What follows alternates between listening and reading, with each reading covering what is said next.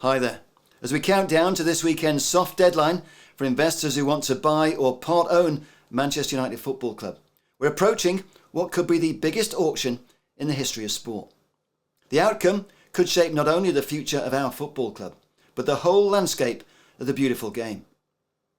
In my view, how this unfolds is just as important as a debate over whether or not we want a European Super League, because it's part of the same struggle for control of the global game. And that, in my view, is why the sale of Manchester United affects the supporters of every football club in the United Kingdom and beyond.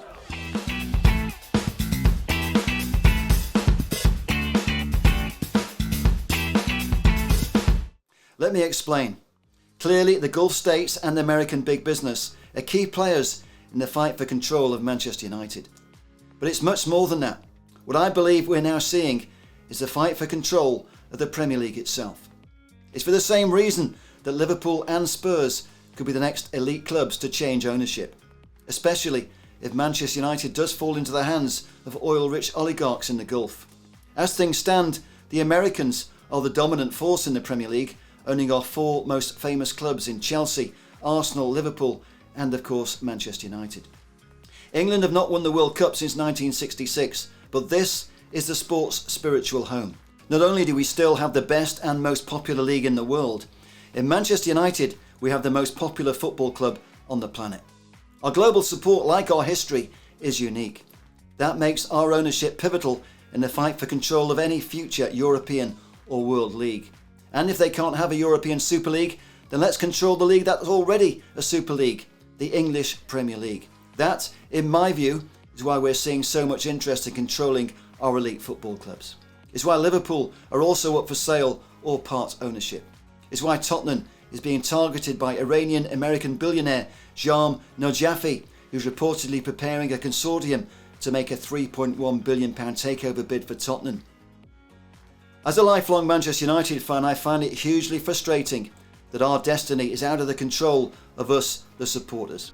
An American family who rarely come to Old Trafford and prefer American football to soccer have our future in their control, while we, the fans, can only hope that the Premier League, the government or our sports ruling bodies protect our football club from falling into the wrong hands. If the Glazers are going to finally cash out after 18 years, it's clear they want to sell at a massively inflated price to investors with the deepest pockets. And there's little doubt that it's the oil-rich oligarchs in the Gulf who have more money than anyone else. It was no surprise to see the Glazers busy networking with wealthy Arabs at the FIFA World Cup in Qatar. We know they've made multiple trips to Qatar, to Dubai and to Saudi Arabia in search of strategic partnerships. There's no limit to the amount of money available in that part of the world. The Emir of Qatar, Sheikh Tamim bin Hamad Al Thani, is understood to endorse a bid being prepared by Qatar Investment Authority, a group UEFA appear to have decided is independent from the QSI group that owns Paris Saint-Germain. Meanwhile, over in the UAE, the ruler of Dubai, Sheikh Mohammed bin Rashid Al Maktoum, is known to have an affection for Manchester United. His eldest son, who died 8 years ago, and another of his sons, the former Crown Prince of Dubai, both inherited his love for our football club. Saudi Arabia, meanwhile, already has a long-standing relationship with Manchester United. We all know the Saudis' public investment fund recently took control of Newcastle United. But there's plenty of money in the country with arguably the world's worst human rights record, as was seen with the Saudis paying Cristiano Ronaldo up to £4 million a week to play for Al Nassr. Personally, I don't believe Manchester United need oil money to become great again. We have the support to generate our own riches. I'm strongly against our football club or any football club becoming the plaything of a sports washing state or investment fund in the Gulf. They may truly love our game, I've no doubt they do. But do we really need to give them the keys to the kingdom? Equally, I'm not comfortable with the idea American investors are the best alternative. Even the bid by Britain's richest man, Sir Jim Ratcliffe, is backed by the American investment bankers who are going to underwrite the European Super League. That tells you about the value of owning Manchester United and where the real power lies. Over recent weeks, we've seen day after day speculation about who's going to buy Manchester United.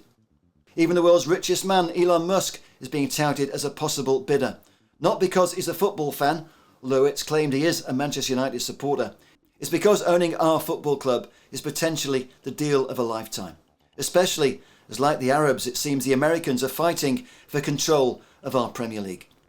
As a football fan who grew up in the 60s, when our game was truly a working class sport, it feels like our history and our legacy is being hijacked. I can't imagine that Matt Busby, Jimmy Murphy and the men who made our football club great ever imagined we'd let American investment bankers or Arab oligarchs take control of our football club. But that is where we're heading unless our government gets involved, which at this stage seems highly unlikely. Football here in the UK used to be a working class sport watched by ordinary men and women who supported football clubs that were mostly owned by wealthy businessmen with a local connection. But times have certainly changed. The day English football sold its soul and opened the floodgates for predatory foreign investors was the day football in this country started to lose its identity. Mohammed Fayed became the first foreign owner at Fulham in 1997. But it wasn't until the arrival of Abramovich at Chelsea in 2003 and then the Glazers in 2005 that the overseas takeover by foreign invaders got into full swing. Maybe I'm clutching at straws, but I am encouraged by the Premier League putting our noisy neighbours back in the dock, facing charges that they've spent the past 15 years cheating their way to silverware. The timing, at least, is intriguing. Is it a coincidence the Premier League have rushed out their massive charge sheet against the Arab-owned Manchester City, a club with an extremely modest fan base that has spent far, far beyond their worth? When you're in effect owned by a Gulf state, as City are with the United Arab Emirates, it's not difficult to avoid justice by employing the most expensive lawyers. Sheikh Mansour and his Abu Dhabi United group have openly said they will use their wealth to beat their accusers into submission. And that's exactly what they did when they faced similar charges of corruption by UEFA. For the avoidance of doubt, City were never cleared of those charges. They were fined £10 million and escaped further punishment because they ran down the clock on the 5-year limit to being sanctioned. I don't think they'll get away so lightly this time, and neither do these guys. City's going down with $1 billion in the bank, $1 billion in the bank, $1 billion in the bank. In my view, the charges against Manchester City are all part of the struggle for control of English football. The government were just days away from publishing their white paper setting out the advent of a football regulator to bring order to the English game. For the time being, that's been postponed. But will the government want to get involved in the conversation about who buys Manchester United? Once we see what the public reaction is to who the shortlisted bidders are going to be, I think then we'll find out if there's going to be any political involvement. Meantime, I do acknowledge many followers of Manchester United do want a future bankrolled by oil money. Like supporters of Newcastle United and Manchester City, they've sold their soul because they want to win at any cost.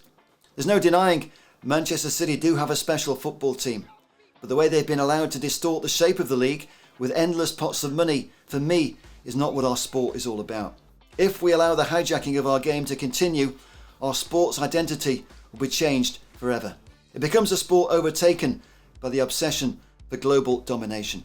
For the Arabs, that's all about power and status. And for the Americans, that's about how much money can we make. That's why I believe Joel Glazer and Avram Glazer don't really want to sell our football club. And they're doing their best to stick around. If they can persuade any investor to underwrite their continued ownership, I'm sure that would be their favoured option. It wasn't just a throwaway comment when Avram Glazer told The Athletic at the World Cup, it's not necessarily a sale, it's a process. And we're going forward with the process, so we'll see what happens. I don't doubt Avram and Joel, they're the co-chairman of our football club, really want to stay in control. If the Glazers can persuade an investor to part with £1 billion or two in return for a minority stake, I've no doubt that is their preferred option. That, in my estimation, is part of the reason the Glazers originally made it known they want offers of over £6 billion to relinquish ownership of Manchester United. Truth is, I don't believe any bidder will offer anything near that figure. We've already heard that Sir Jim Ratcliffe has said he won't overpay. And I don't believe any Arab or American investment companies will massively pay over the odds either. The reason being, all the bidders know the Glazers are negotiating from a position of financial weakness. But this is a high-stakes game of poker, and the pot is potentially much, much bigger than what we currently see on the table. That's why the Glazers initially floated figures of anywhere between £6 and £10 billion is their target to walk away. The joker in the pack, of course, is that the Glazers are in control of the deck. The big question is, if the bidders call their bluff and don't match their valuation, will the Glazers stick or will they crumble? The Glazers will surely sell because they've run out of time and money. Or at least, so we all thought, because there's now another factor in play. New manager Erik ten Hag has given us all hope it's not going to take quite as long as many people thought before Manchester United are back challenging for the biggest titles. And that may just buy the Glazers time to move the goalposts. Against all the odds, their £200 million plus gamble on new signings in the summer has changed short-term cash flow potential. In all, there are 6 Glazer siblings who share control of our football club. But it's always been apparent that Avram and Joel dream of the untold riches that could be made in the future. It's no surprise the Glazers' ringleaders may be having second thoughts about selling. Of course, this may have simply been a big show all along, and the aim was always to try to flush out the investment the Glazers need to carry on. Remember, it was the Glazers who wanted to lead our football club into the European Super League that was blocked by massive public outrage. And like it or not, there's no doubt the Super League threat has not been entirely extinguished. Only a few days ago, we heard the latest narrative from A22, the marketing company employed to campaign for a revamped Super League proposal. Make no mistake, the biggest clubs will always want the biggest share of football's pot of gold. Whether it's under UEFA's rule or a future breakaway, or if the Premier League continues to grow into a full-blown Super League, no elite competition will be complete without Manchester United Football Club.